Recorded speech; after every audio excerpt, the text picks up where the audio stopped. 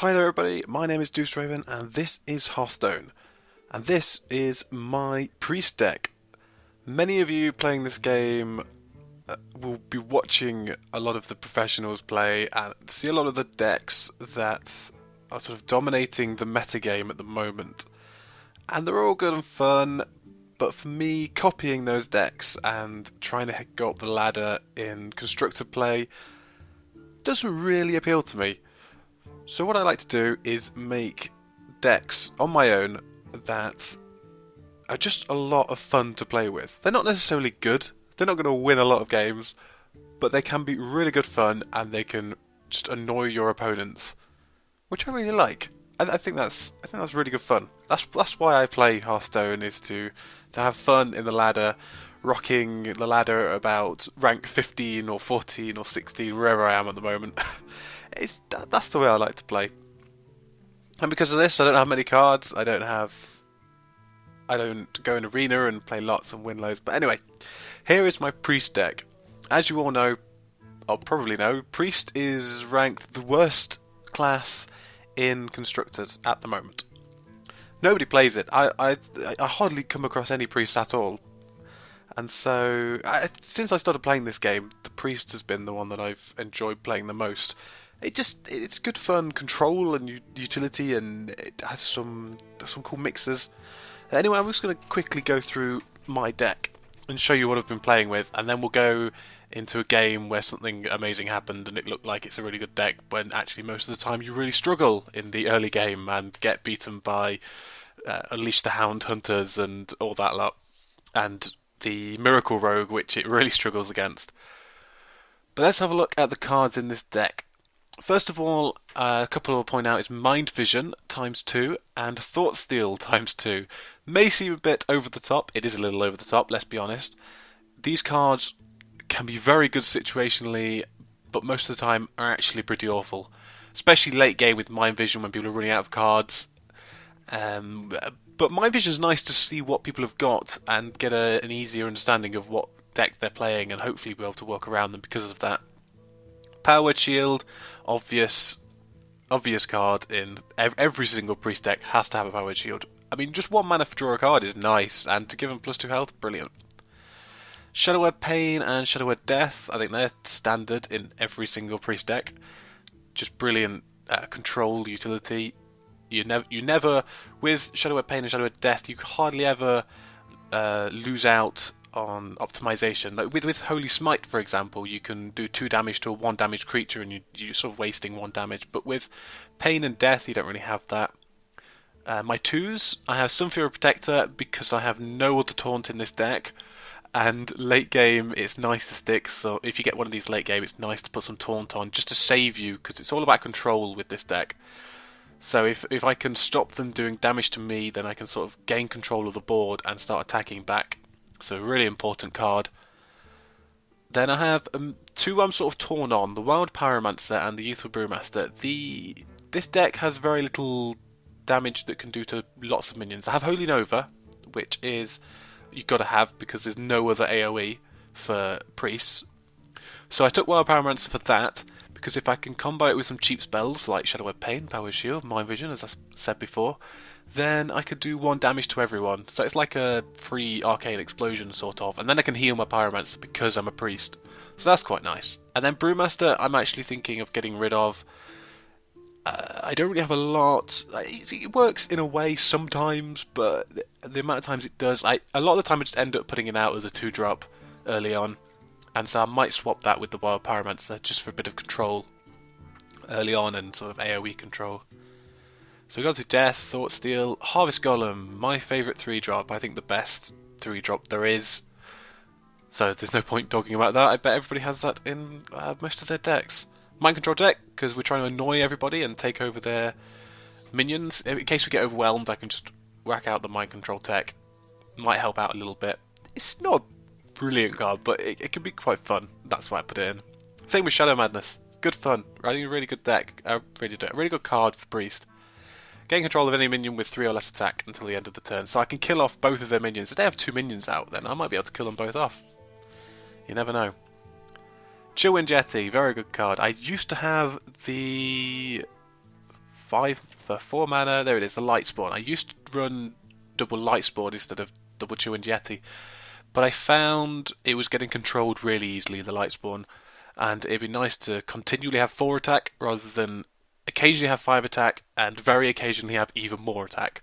And when it does have more attack, it can just get silenced, the light spawn, so the Chewing Yeti I think is a better option there. Dark Iron Dwarf, just because I wanted another 4, just to help out the mana curve a little bit, as you can see. Oh, nice mana curve. Yeah. And the +2 attack can be nice situationally as well. Faceless Manipulator. Really, really like this card. One thing I might be doing is taking one of the mind controls out of this deck, because the Faceless Manipulator at about 8 mana, which what mind control used to be, at 8 mana it can be very good as a sort of a semi-mind control, because I can use Faceless Manipulator and then either combo it with Shadow Word Death or Shadow Word Pain. That's about it in my deck. But if I can combo it with, usually with Shadow Word Death, if I can use Faceless Manipulator on a big minion at 8 mana and then do Shadow Word Death as well, you are using 2 cards instead of 1, but because of that bump up in mana cost from 8 to 10, I think it's worth it. Then Stampeding Kodo, which I only have in because I don't have enough to make another Cabal Shadow Priest at the moment. It's the same concept, 1 less attack, and you're destroying the minion instead of taking it. I always like taking the minion rather than destroying it. And a Bold-Fist Ogre is just in there for some heavy meat later on. I'd like to swap that with a decent legendary later. And the Black Knight, which is one of my 2 legendaries I have. Really like this card. It's nice control, and if they're trying to taunt me late on, trying to do that last bit of damage, I can use it to take it out. It's quite a nice card. I prefer a better legendary, but that's the one I got in a pack, so that's what I'm playing with. And that's the deck, really. It's a lot of fun. I'll talk about it more over the next game, which I'm going to show, and which is going to be me winning, because I'm not going to show you me losing in this deck. Then why would you try it out? There are obviously some little things I'd like to change. This deck is sort of a base of what I want to go forward and play with it, and I'll probably go up in the ladder with it when the ladder resets next month. But here it is for now, and we'll go over to that game that I am going to win, and you can see the good parts of this deck. And onto the game. I am ranked 16 at the moment, so not exactly up there at the top, battling it out with all the meta decks, which is nice because you can sort of enjoy the game a bit more than just getting trounced by Miracle Rogue and Unleash the Hound's Hunter, which this deck does. So first up we have a match against a warrior. Say first up, this is the only game. And early on, decide to keep the 2. The Sunflower Protector is nice early on, especially if I can buff its health up to +5, which is why I kept the Power Word Shield and the Yeti, so I can coin into a Yeti on 3, which is a very nice minion to get down at that point. Unlucky to draw the Bold-Fist Ogre, but that's the way this deck goes sometimes. The whole point of this deck is to sort of struggle through the early game, try and get a bit of control in the mid game, and then dominate the late game. If you can do that, then it works pretty well. The problem is surviving through the early game. Fortunately, my opponent armoured up with his 2 mana, so I was able to get some representation on the board and really stop him attacking me and trying to control the board, which is what I'm trying to do in the early game. Just control that board so they're not putting all the damage on me. There have been some games where I get down to things like 4 health and manage to turn it around. I was 28 health to 4 health down against a paladin and managed to win, just because I struggled through early and mid and managed to stop. As you see there, I took the extra health for my Sunflower Protector, keep him alive. Looking back on it, I don't know why I attacked. I'm not sure. But I decided to bring out the Thought Steal, just bring my hand up a bit, and this actually helped in the long run. Getting that cleave off the warrior was very nice, especially because I have very little damage to more than 1 minion in my deck.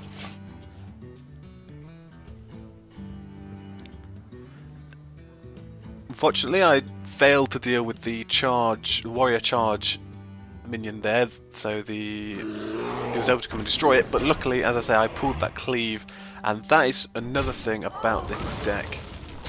It is very RNG, I'm afraid. And we pull out another Chewin Jetty. It's very nice, going to help us in the mid game. But as I say, it's very RNG, sort of hangs on that RNG of what cards you pull from people's decks, and from their hand as well, it can be at times. But with these trading card games, collectible card games, whatever you want to call them, it's more of a collectible one, isn't it? With these card games, RNG is sort of part and parcel of the game. It's really what drives it and can make it really fun. And some of the most fun cards, I think, involve RNG. And that's the sort of stuff I want to play. I was a bit stuck here on 1 mana, so decided to put the powered shield onto the Yeti. Just as I thought, if he has an axe, if he has anything that does a bit of damage, he can just run both of those minions into the Yeti and use another card to get rid of it. And this sort of just put a bit more pressure to use everything. The only thing I was worried about was the 1/1 into it and then the execute, which was almost exactly what happened. You did use a shield slam, so it was kind of nice to get rid of that shield slam on the Yeti. And the board isn't very... There's not a lot of minions on the board. This is perfect for this deck, this sort of run that's happening at the moment. And just being able to put more and more cards on that get rid of his minions is absolutely vital. The warrior deck can be a little buffy at times, and certainly a lot of charge as well, and you're going to see charge playing a big factor in this turn 7 as he charges into me, I believe. Yep, charges into me. But luckily, I have a little thing called a Faceless Manipulator. And if you use Faceless Manipulator, or indeed Mind Control, on a charge minion, you get charge and you're able to use it that turn, which is very nice. So with the Faceless Manipulator, I was able to clear his side and get 2 on my side, which is a massive momentum swing.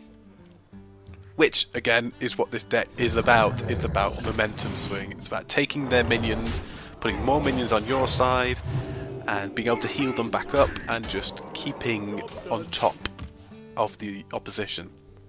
Which is where the problems come in. The deck is designed to dominate on when you're on top and to keep on top. But when you're behind, it's quite difficult to get back.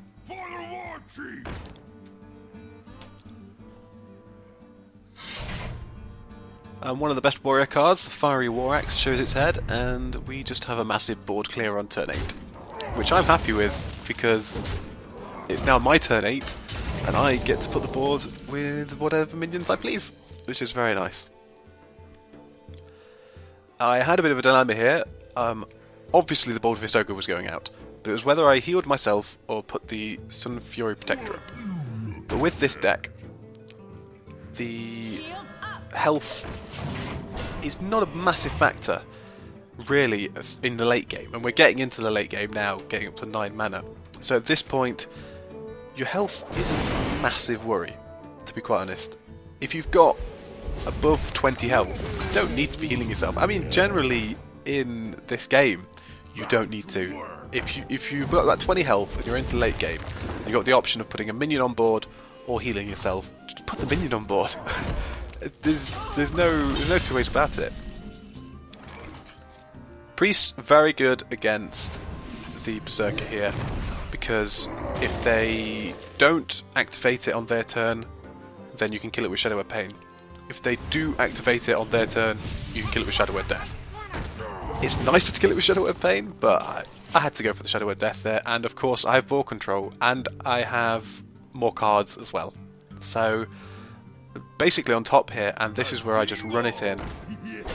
And we'll fast forward a little bit here, because there's no point just seeing me run it out. I just kept the cards in my deck, kept the board, about 3 or 4 minions, never tried to put too many on just in case, and just generally, here we go, Black Knight, finished with the legendary. And that is pretty much it. That is game for me. I don't see any way coming back from here, and there wasn't. So if you want to give this deck a go, I'll put it in the description. You can check it out. If you want to give it a play around, just swap a few cards out. It's quite malleable like that, like a lot of decks are. I hope you enjoyed the deck. It's good fun, and I might do some more Hearthstone. You never know. I enjoyed doing this video. So until next time, I'll be seeing you.